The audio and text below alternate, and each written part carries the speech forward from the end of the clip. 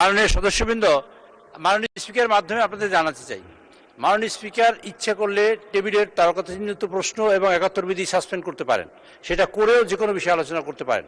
মাননীয় স্পিকার, এটা আপনার অ্যাবসলিউটলি প্রেরোগেটিভ এবং আমি মনে করি এটা অধিকার মাননীয় সকল সংসদ সদস্যদের, এবং আমি আপনাদেরও সহযোগিতা চাই যে এই অধিকার আপনাদেরও, কিন্তু এই অধিকার শুধু সরকারি দলের না, আমি কথা বলছি সকলের জন্য। কাজে এই অধিকার আপনাদেরও।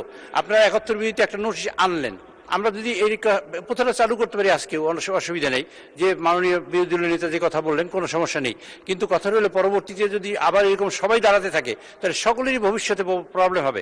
কাজে আমরা ৭১ বিধিটা করার পরে এই বিষয়টা যেহেতু আলোচনায় আসবে, এর অর্থই নয় যে আমরা আলোচনায় আনবো না। আর যদি মনে করেন যে আলোচনা এখনই করতে হবে, মাননীয় স্পিকার যদি সিদ্ধান্ত গ্রহণ করেন যে ঠিক আছে ৭১ বিধি সাসপেন্ডের আজকে আর হবে না, এই ৭১ বিধি কিন্তু আর পিছনে চলে যাবে, মাননীয় সদস্য যারা নোটিশ দিয়েছেন তাদের কিন্তু অধিকার খর্বিত হবে, এবং তারা যে এই যে সংসদ হিসেবে নির্বাচিত হয়ে আসছেন তাদের কিন্তু সমস্যাটা তৈরি হবে মূলত ভবিষ্যতে। কাজেই আমরা ভবিষ্যৎকে ঠিক রাখার জন্য আপনাদের এবং আমাদের মানে সকল বেসরকারি সদস্য, মাননীয় মন্ত্রী ছাড়া আর সবাই সদস্য বেসরকারি সদস্য, কাজে তাদের অধিকার যাতে সংরক্ষিত হয় তার জন্য কিন্তু আমি এই প্রস্তাবনা দিয়েছিলাম, এবং এটাই চলে আসছে বিগত দিনে।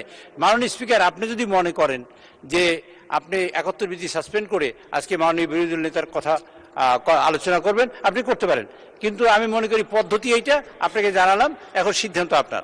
মাননীয় স্পিকার।